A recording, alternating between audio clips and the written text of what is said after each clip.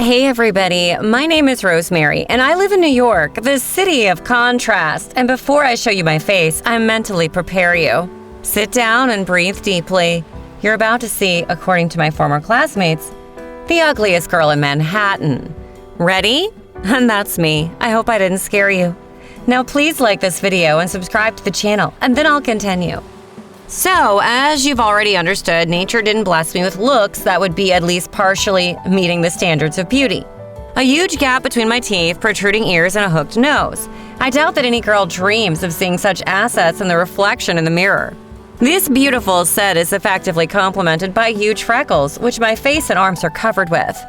Ugly, you're such a freak! The school beauties shouted after me, laughing loudly and pointing. Naturally, I didn't have any girlfriends at all.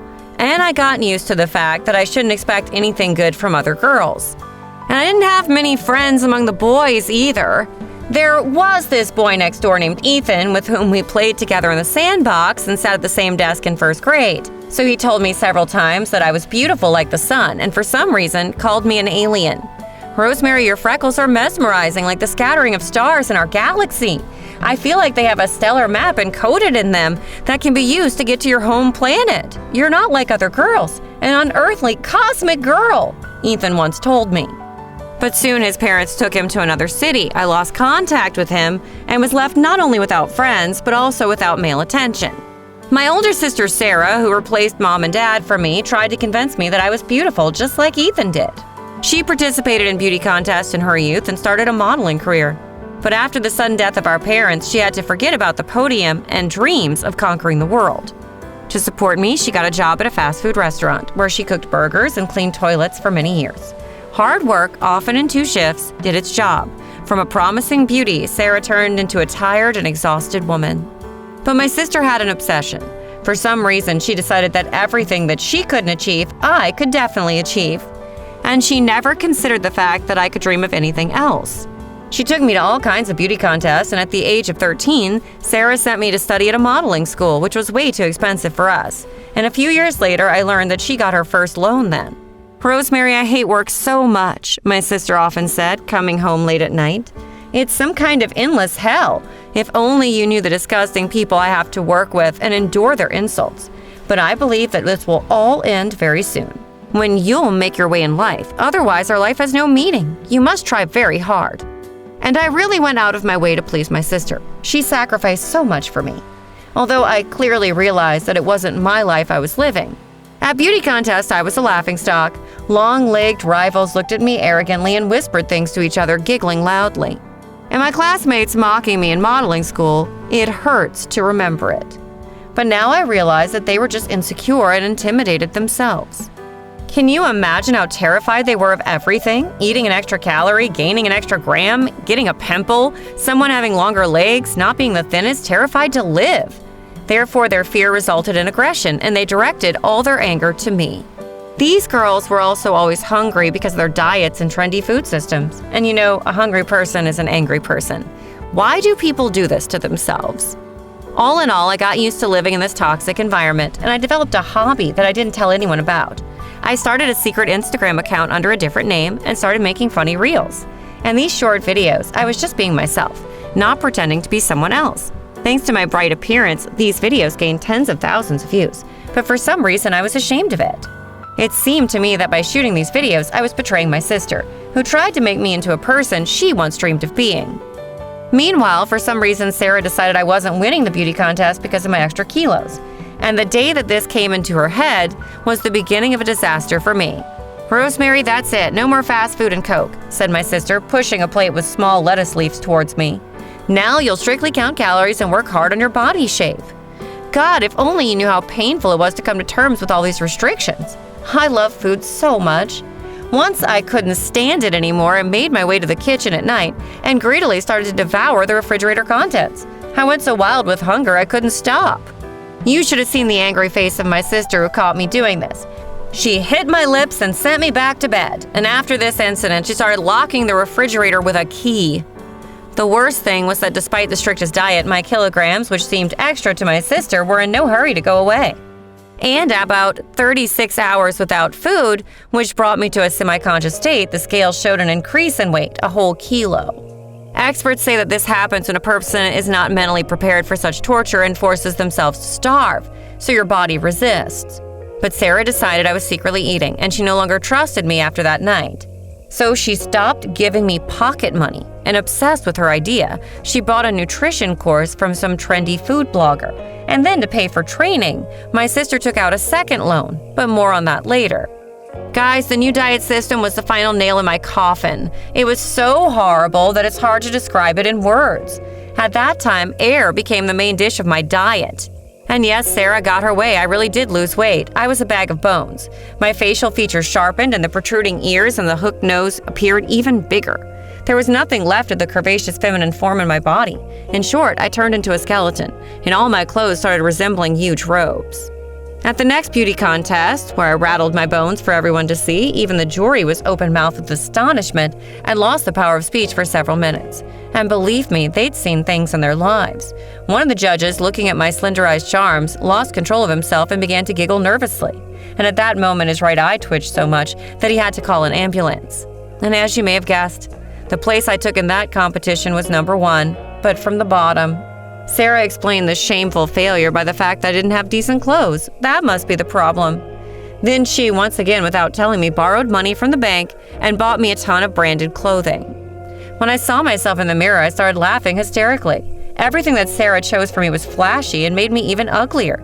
Tops, blouses, and revealing dresses emphasized my unhealthy thinness, and the ribs sticking out in different directions looked like they were begging for at least a tiny piece of steak. But when I glanced at my sister's contented face, which was shining with happiness, I was a little confused. She sincerely liked this pile of showy junk, and she looked at me waiting for words of admiration and gratitude. "Baby, are you happy too? It's all for you. I've never had such exclusive and expensive things. In them, you'll feel like a queen, and not a single jury member will resist such beauty," said my sister, rolling her eyes blissfully and anticipating my victory. I couldn't hurt her, so I lied that I liked the clothes and betrayed myself once again. Worst of all was that I had to wear this expensive junk to school and listen to my classmates going at it to the fullest. Besides, I was cold and uncomfortable in my new clothes, and the narrow stilettos from Christine Louboutin hurt my legs a lot. Wouldn't it make more sense to walk around naked if the clothes make you a laughingstock and don't let you move like a human being?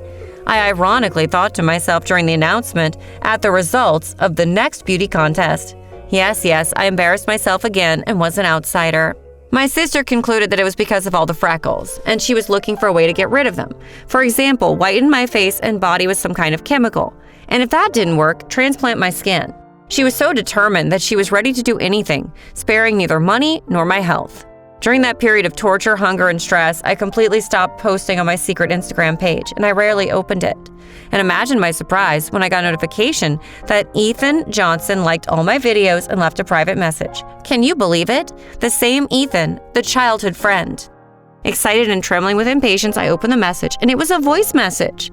"Rosemary, hi! I hope you remember the little doofus Ethan, your kindergarten potty neighbor. So glad I found you. I'm coming back to New York for good. My parents want me to go to college here in a couple of years. They say it's the city of opportunities, and you're just as beautiful as you were in childhood, charismatic and funny. Your videos are the bomb. I can see the taste and style. I really want to see you." This message warmed my tormented heart like a ray of sunshine, and we agreed to meet on the evening of his arrival. When my friend saw me, instead of the word hello, he said in an alarmed voice, "I want to feed you." We went to a cozy restaurant nearby, and Ethan ordered 2 large pizzas, several burgers, and 10 servings of ice cream. I pounced on it all like a concentration camp prisoner who hasn't seen food in years, and I came to my senses when I felt such a pleasant and forgotten heaviness in my stomach. My friend looked at me and smiled. I told Ethan what had happened to me in the last few years and that my sister was going to remove my freckles. "Rosemary, you really need to talk to her. You're very gifted, and your talents don't fit into the framework and standards that your sister is trying to fit you into. Stop betraying yourself. Start saying no to things you disagree with. It's time to choose your own way," this friend said, and I believed that it really was. When I came home, my sister also wanted to talk to me about something important. I decided to let her go first. "Baby, I've got great news for you. I found a surgeon who will not only remove your freckles, but also fix your nose. If the surgery goes well, he'll fix your ears a little later. Of course, it'll be a costly affair, but I confess, I took out a loan. I'm sure when you become a successful model, you'll pay off these ridiculous amounts, and to be honest, I can't fight off those creditors anymore. Sarah said in a casual tone. So all the thoughts were mixed up in my head. What does "if the operation go well" mean? So my sister is ready to put me under the knife to risk my life? And what are these freaking loans I know nothing about? It turned out that Sarah's debt was a little under $1 million. My sister borrowed this money from different banks and spent it on my modeling school, branded clothes, training for endless beauty contests, and nutrition courses. God, she is crazy. I won't describe our conversation in detail. It's very personal.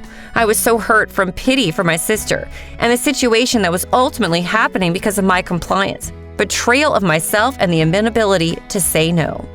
I felt so crushed that I went to Instagram and honestly told my story from the very beginning.